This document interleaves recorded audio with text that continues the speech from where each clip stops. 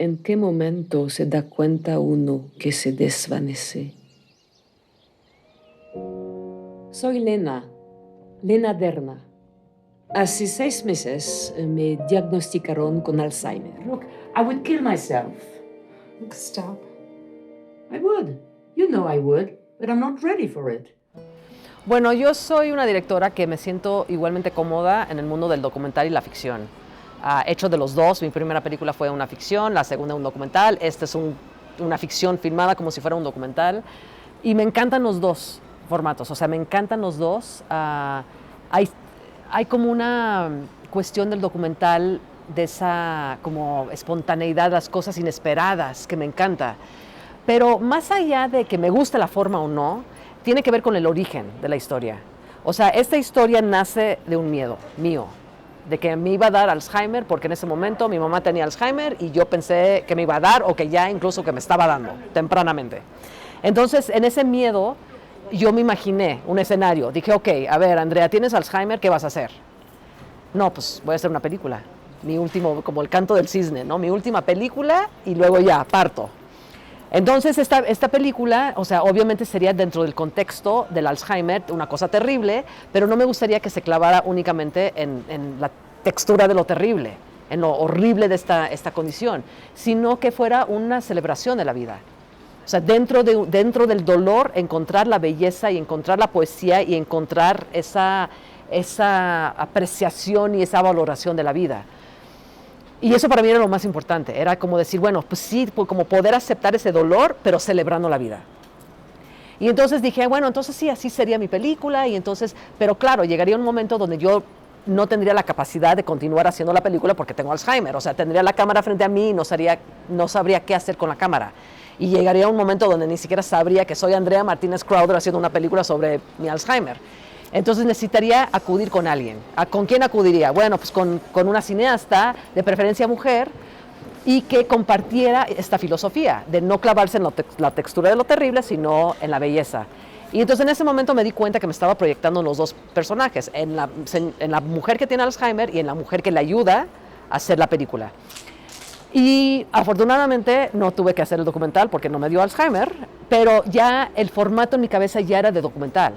Entonces lo convertí en una ficción, o sea, lo convertí en algo ficcionalizado, escribí el guión, pero todo fue como si esta mujer, que es Lena Derna, hiciera un documental acerca de su desaparición. Entonces lo quise filmar como si fuera ella misma, filmando su mundo, y luego llega una cineasta que soy yo, que le acude a ayudar a hacer su documental.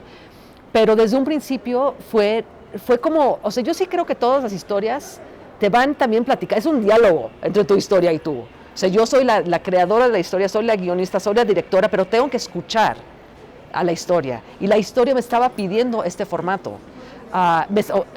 Me pedía que yo fuera la que interpreta la documentalista, que no contratara yo una actriz para interpretar a la documentalista, sino que yo misma fuera la que está detrás de cámaras y posteriormente del otro lado de la cámara para ayudar a Lena Derna. Pero nunca hubo duda en mi cabeza. Dije, tengo que ser yo quien interprete ese papel. Y luego igual tiene que ser esta forma de contar la historia. Pero yo sí soy alguien que cree que ahora sí que la forma sigue el contenido. O sea, lo más importante para mí es lo que dice la película. No importa tanto cómo esté contada. Lo que importa es, ¿te llega o no te llega? ¿Te toca el corazón o no te toca el corazón? ¿Te crees, te sumerges en ese mundo o no te la crees? Y ya la forma, o sea, lo que sea. No, ni siquiera me cuestiono demasiado. Pero me gusta jugar, sí me gusta jugar y me gusta explorar la ambigüedad entre la ficción y el documental, pero también lo que sí creo que es cierto es que lo que sea real o verdad o no es en términos de que si es documental o ficción. Hay muchos documentales que son una mentira y hay muchas ficciones que hablan con tanta verdad que son verdades. Y eso es lo más importante para mí, la honestidad y la autenticidad con la que yo te cuento la historia. A mí la manera que me gusta trabajar tanto la ficción como el documental, porque además en la ficción y el documental lo trato de una manera muy parecida. O sea, a final de cuentas la construcción dramática la manejo igual en la ficción que el documental. Aquí el chiste un poco era en esta usando las herramientas del documental, tenía que haber una lógica y una verosimilitud. O sea, ¿qué tipo de cámara tendría Lena Derna? Pues no va a tener una red, porque es una escritora que no sabe nada de cine. ¿Y por qué tendría una red? Pues no, tendría una Handycam, y literalmente usamos una Handycam. ¿Qué tipo de encuadres usaría Lena? ¿Qué tipo de errores cometería Lena? Y entonces, a final de cuentas, los errores son parte del lenguaje. O sea, creamos esos errores adrede. Pero en términos de ya, a la hora de la filmación, soy una directora que me gusta mucho. O sea, creo que combino mucho el prepararme muy bien. O sea, tenía un guión muy detallado, muy desarrollado. Las escenas estaban ahí. Me preparo mucho, planeo mucho, pero luego me gusta soltar también. Entonces hubo mucho de cosas que iban saliendo, incluso de Bea misma. O sea, Bea permeó muchísimo el personaje de Elena desde que la conocí. O sea, desde que yo la conocí dije, a ver, Bea es artista. Ah, ok, pinta cuadros. Ah, pues que Henrik, su esposo, haya sido pintor. Entonces toda la obra de Bea está en la película como pinturas de su marido. Experiencias de ella, su pasado, cosas de su personalidad iban permeando el personaje de Lena.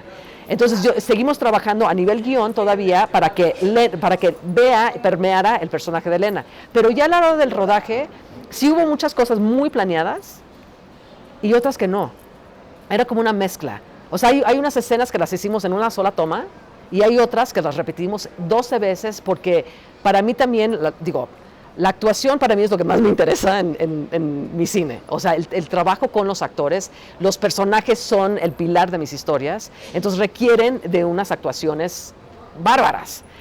Y entonces con Bea, a veces lo que pasaba es que Bea es como tan explosiva, tan extrovertida, y yo lo que necesitaba era bajarle, y si no era lo suficiente, le bajaba más, a ver, Bea, dame un nada, y su nada era impresionante.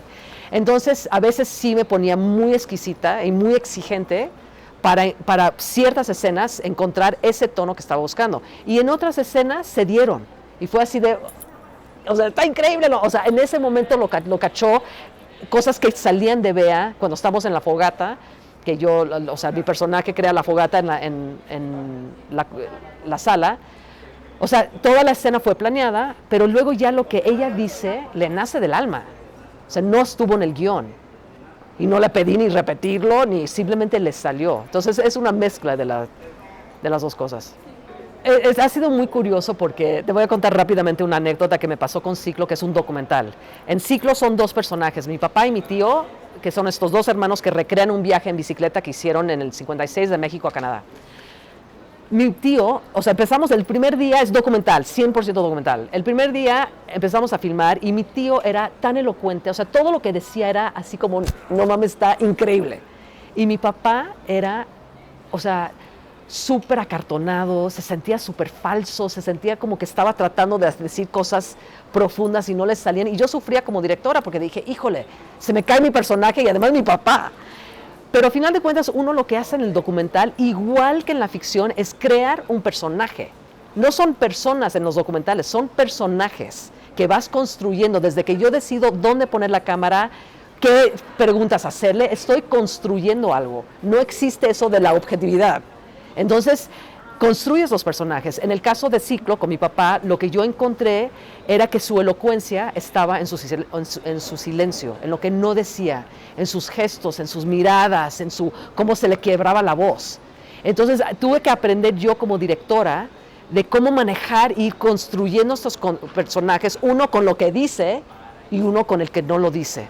Entonces, creo que es muy parecido el trabajo en la ficción y el documental. Uno hace algo en papel, muy en papel para la ficción. En el documental como que lo vas construyendo, preparando, pero también dejando que salgan las cosas. Y en pues fue una mezcla de las dos cosas. Observar las aves se trata de una escritora que es diagnosticada con Alzheimer y que decide, ante ese dolor, decide hacer una película. Pero no es cineasta, pero la quiere hacer de todos modos. Y la quiere hacer como una celebración de la vida. Ella sabe que llegará el momento en que no va a poder terminar la película, entonces acude con una documentalista que le ayude a contar esta historia que quiere contar, y entre las dos mujeres se hace una complicidad para construir la historia a dos voces. Se trata, a final de cuentas, es una película que trata de algo muy doloroso, muy terrible, que es el Alzheimer, y que además en estos contextos hoy, que hemos, ¿no?, estos contextos pandémicos que hemos estado viviendo, creo que, si bien no es el Alzheimer, es el COVID, pero a final de cuentas hemos tenido mucha cercanía a la ausencia, la muerte, la enfermedad. Es una historia que pretende, dentro de algo tan terrible como puede ser una enfermedad o una condición, valorar, gozar y disfrutar la vida, reconocer la poesía de la vida, vivir. A final de cuentas, la filosofía de Lena, que es la escritora, va a gozar y vivir al máximo la vida. Con todo y Alzheimer, lo va a vivir al máximo. Y entonces, hasta esta película que es realmente una celebración de la vida. Yo soy Andrea Martínez Crowther, directora de Observar las Aves, que se trata de una mujer que al ser diagnosticada con Alzheimer decide hacer una película, una celebración de la vida. La película se estrena en la Cineteca, va a estar a partir del viernes 23 de septiembre, entonces yo los invito a venir aquí a la Cineteca a ver la película, sobre todo este primer fin de semana, y para ayudarnos a correr la voz, para que puedan llorar, reír, gozar, disfrutar y sobre todo sentir.